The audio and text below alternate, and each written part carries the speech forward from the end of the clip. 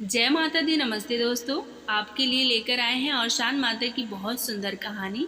तो चलिए आपको सुनाते हैं, अंत तक इस कहानी को ज़रूर सुनिएगा। उसके बाद जैसा लाइक कमेंट शेयर सब्सक्राइब जरूर करिएगा माता जी के लिए। तो चलिए आपको सुनाते हैं। एक गांव में पंडित पंडिताइन रहती थी। पंडित पंडिताइन की शादी बहुत दिन हुए हो गया था। उनको कोई औलाद नहीं थी। पंडित जो थे रोज पूजा पाठ करने जाते थे, गांव में घूम के आते थे, तो उनका मन जो था बहला रहता था। लेकिन जो पंडिताइन थी, दिन भर घर में रहना, खाना बनाना, काम करना, वो परेशान हो जाती थी, ऊब जाती थी।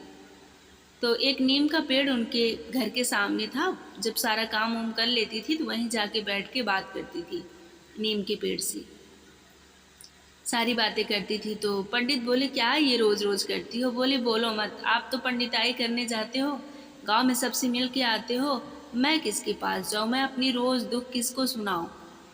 इंसानों को सुनाऊंगी, सबसे कहूँगी तो वो मज़े लेंगे, इसीलिए मैं नीम के पेड़ के पास बैठकर अपनी सारी दुख बातें कहती हूँ। तो ऐसे ही बहुत दिन चलता रहा। तो एक दिन फूट फूट कर रोने लगी और कहने लगी, नीम से बातें कर रही थी। बोली कि हे शीतला माता, हमें कोई औलाद नहीं, हमने क्या गलती की कि हमें औलाद नहीं, हम ऊब जाते हैं घर में। शीतला माता, ऐसा कुछ करोगी कि मुझे भी औलाद मिले और मैं भी अपना अच्छे से खुशी से रहूं। तो शीतला माता से बात कर रही थी, वहीं रास्ते से गुजर एक महिला, बुढ़िया महिला थी, जो बिल्कुल बुजुर्ग हो चुकी थी, बाल पक गए थे, अपने हाथ में डंडा लिए आ रही थी। बोली, क्या हुआ बिटिया, काहे रो रही हो? बोली, बूढ़ा अम्मा, जैसे जा रही हो अपने रास्ते से जाओ, आप क्या करोगी? आपके बस का है क्या? मैं रो रही हूँ, मुझे रोने दो। बोले, अरे बताओ तो सही। बता नहीं रही थी, बहुत कही बूढ़ा अम्मा, तब बताई। बोली, ऐसी ऐसी बात है, इतने दिन शादी के हो गए हैं, कोई औलाद नहीं हो रहा है, बच्चा नहीं हो रहा है, इतना मैं परेशान रहती हूँ, दुखी रहती हूँ, ऊब जाती हूँ घर में, क्या करूँ? इसीलिए इसी नीम के पेड़ से अपनी बातें करती हूँ, बताती हूँ शीतला माता को। तो जो बूढ़ा थी बोली, अच्छा ऐसी बात है? बोली, हाँ। बोले, जाओ, कोई बात नहीं, आने वाले 9 महीने बाद तुम्हारा पुत्र होगा, तुम्हें एक सुंदर सा लड़का होगा, लेकिन हाँ, भूलना नहीं, तुम औसान माता का दुर्दुरिया जरूर चबवा देना। बोली, ठीक है। बोली, सास सुहागिन बुला के चबन। बोली, माँ अम्मा, अगर पूरा हो जाएगा तो सास सुहागिन नहीं, मैं जोड़ा चबवा दूंगी। बोली, ठीक है, और अच्छी बात है। तो जो बूढ़ा थी इतना कह के चली गई। तो गई, 9 महीने के बाद उनको बच्चा हुआ, सुंदर सा लड़का हुआ, सब खुशी हुए, छठी मनाई गई, बरही मनाई गई, धूमधाम से सब नात रिश्तेदार आए। तो छठी वाले दिन जो मतलब इतनी खुशी थी कि वो भूल गई कि औशान माता की दुर्दुरिया भी चबवाना है। तो माता रानी उनको परखने के लिए जिस दिन छठी थी, छठी वाले दिन गई। छठी वाले दिन गई और क्या कहते हैं, बोली कि कहाँ है दुल्हन, उनको बोल दो कि मुझे भिक्षा दे दे। तो पंडित बोले, अभी उनको बच्चा 6 दिन हुआ है, वो कैसे आएंगे अपना बच्चा संभाले कि तुम्हें भिक्षा देंगे? यह कहकर पंडित लौटा दिए। फिर बरही आया, बरही वाले दिन आई, वहाँ भी मतलब उस दिन भी ऐसे ही बोली, तो पंडित फिर लौटा दिए। पंडित दोनों बार लौटा दिए। तो बुढ़िया बोली कि ठीक है, ये इतना परेशान थी और मैं आशीर्वाद दी, इनको औलाद हुआ, ऐसा समय आया कि ये मुझे भूल ही गई है। ऐसा कह के वो लुप्त हो गई, चली गई। बोली, ठीक है, देखती हूँ कब तक नहीं चबवाते। ऐसे बीतते बीतते 4-5 साल बीत गया। तो पंडित बोले पंडिताइन से, चलो कुंभ नहा के आते हैं। तो पंडितानी बोली, चलो चलते हैं। गई कुंभ नहाने।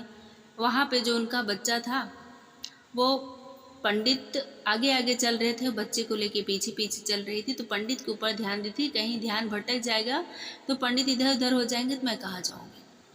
तो ध्यान पंडित के ऊपर था और जो बच्चा था वो गायब गायब हो गया। औशान माता उनको गायब कर दी। उसको सबक सिखाना था, औशान माता को उस लड़की को सबक सिखाना था। औशान माता ने गायब कर दिया।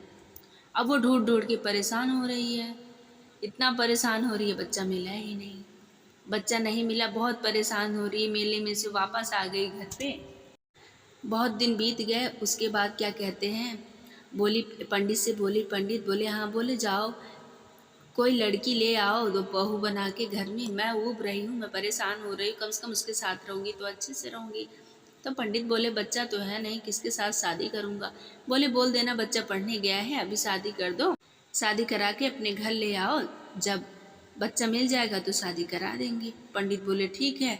रोज़ जजमानी में जाते थे तो वहाँ एक गरीब औरत थी, उसकी एक लड़की थी। पंडित को पता था, गए, अब कैसे बोले, लेकिन बोले कि ऐसी ऐसी बात है, अपनी लड़की की शादी मेरे लड़के से कर दो, मैं अपने घर बहू बना के ले जाऊंगा। तब वह औरत बहुत सोच में पड़ गई, बोली मेरे पास तो कुछ है भी नहीं, एक टाइम खाती हूँ, दो टाइम भूखी रहती हूँ। सही कह रहे हैं, शादी कर दूंगी, कम से कम बिटिया अच्छे घर चली जाएगी। तो जो पंडितानी थी मान गई, बोली ठीक है बारात लेके आना। पंडित बोले बारात लेके नहीं आऊँगा, अपनी लड़की को दुल्हन बनाकर मेरे घर भेज दो, जब मेरा लड़का आएगा तब मैं शादी कर दूँगा। तो वह औरत बेचारी गरीब थी, बोली ठीक है, मान गई। पंडित बहू लेकर आए, घर में अच्छे से स्वागत हुआ। बहू अच्छे से थी, मान सम्मान हर चीज़ करती थी। बहू को बताया गया कि तुम्हारा पति जो है वो पढ़ने गया है। तो जो पंडितानी थी कभी भी बाहर जाती थी तो हर व्यवस्था घर में करके जाती थी, जिससे उसकी बहू को बाहर ना निकलना पड़े, नहीं तो उसको पता चल जाएगा कि उसका बेटा कहाँ गया हुआ है। ऐसा सोच के पंडितानी हर व्यवस्था कर देती थी। तो एक दिन पंडितानी चली गई, वह घर में माचिस नहीं था। घर में माचिस नहीं था तो बहू को निकलना पड़ा माचिस लेने के लिए। पड़ोस में गई, बोली कि भाभी भाभी माचिस दे दो। बोली कौन? बोली मैं पंडितानी की बहू हूँ। बोले अच्छा बहू, उसका तो बेटा ही नहीं है, तुम कहाँ से आई? बोली बेटा है, पढ़ने गया है। बोला बेटा 5 साल का था तभी गायब हो गया। बोली अच्छा, उसे झटका लगा। बोले ये लोग मेरी झूठ बोल के शादी की है। बोली हाँ। बोली तब मैं क्या करूँ? बोले ठीक है, आज जाओ खाना बनाना और खाने में नमक मत डालना। तो ये सब कौन कह रहा है? पड़ोसन जो थी, बोली खाने में दाल में नमक मत डालना। बोली ठीक है। तो दाल में नमक क्या कहते नहीं डाली। जब पंडित पंडितानी आए, खाना खाने लग गए, तो बोले आज बहू दाल में नमक नहीं है, कोई स्वाद ही नहीं है। बोली कि बिना पति का कौन सी पत्नी होती है, जब पति ही नहीं है तो पत्नी किस बात की है। तो बोली कि जो पंडितानी थी उनको शक हो गया। बोली कोई घर आया था? बोली नहीं। तुम कहीं गई थी? बोली हाँ, माचिस खत्म हो गई थी, मैं पड़ोस में लेने गई थी। पंडितानी बोली अब लो, इसे तो पता चल गया, अब मैं कहाँ से लेके आऊँ? पंडित से बोली तो वही गई नीम के पेड़ के पास, फिर बैठ के रोने लगे कि हे शीतला माता, आपने तो मुझे औलाद दिया था, गायब हो गई, मेरे बच्चा गायब हो गया है, अब मैं कहाँ से लाऊं, क्या करूं? मैं बहू भी ले आई, मन नहीं लग रहा था, अब मैं क्या करूं? बहुत ज़्यादा फूट फूट कर रोने लग गई। पता है कि औसान माता बहुत दयालु होती है, बहुत ज़्यादा दयालु होती है, हर भक्तों की इच्छा वो ज़रूर पूरी करती है। तो औसान माता फिर वही बुढ़िया के रूप में आई। बोली क्यों रो रही है? बोली ऐसी ऐसी बात है। बोली कि तुम्हें इसी पेड़ के नीचे तुम रो रही थी और मैं आई थी, आशीर्वाद दी थी। बोली हाँ। मैं बोली थी दूरदुरिया चबवा देना। बोली हाँ। बोली लेकिन तुम्हें औलाद हुआ, तुम भूल गई, तुम दूरदुरिया नहीं चबवाई। 1 महीना 2 महीना बीता, साल बीत गया लेकिन नहीं चबवाई, इसीलिए मैं गायब कर दी थी कि तुम्हें अब भी सबक आ जाएगा, सीख जाओगी, याद आ जाएगा, लेकिन नहीं, तुम्हें फिर भी याद नहीं आया। वो रो रही थी। बोली क्या करूं माता जी? तो बोली जाओ सास सुहागिन बुलाओ, दूरदुरिया चबवाओ, और आपका जो बेटा है जब तक चबवाओगी जितनी देर में, उतनी देर में आपका बेटा आपके घर आ जाएगा। बोली ठीक है। गई, सास सुहागिन बुलाई, सारा सामान मंगाई, बहू से बोली बहू जाओ सामान लाओ, दूरदुरिया चबवाएंगे।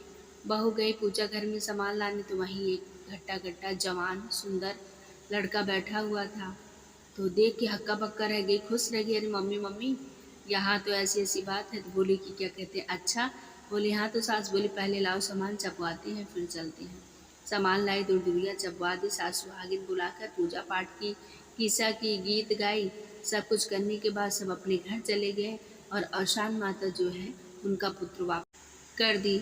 और वो बहुत ज़्यादा क्षमा मांगी कि औसान माता मेरे से गलती हो गई, आज के बाद कोई गलती नहीं होगी, जो भी मेरे से गलती हुई हो बार बार आपसे प्रणाम करती हूँ, नमस्कार करती हूँ, क्षमा करना माता रानी, क्षमा करना। और संसार में जितने भी दुखिया गरीब हैं सबकी रक्षा करना, सबकी मनोकामना जरूर पूरी करना। तो बोलो औसान माता की जय। औसान माता जो भी मेरी कहानी सुन रहा है शेयर करेगा, लाइक कमेंट करेगा, उसका औसान माता ज़रूर झोली भर देंगी। वो किसी भी संकट से परेशान होगा वो सब संकट उसका ज़रूर दूर होगा। तो बोलो औसान माता की जय।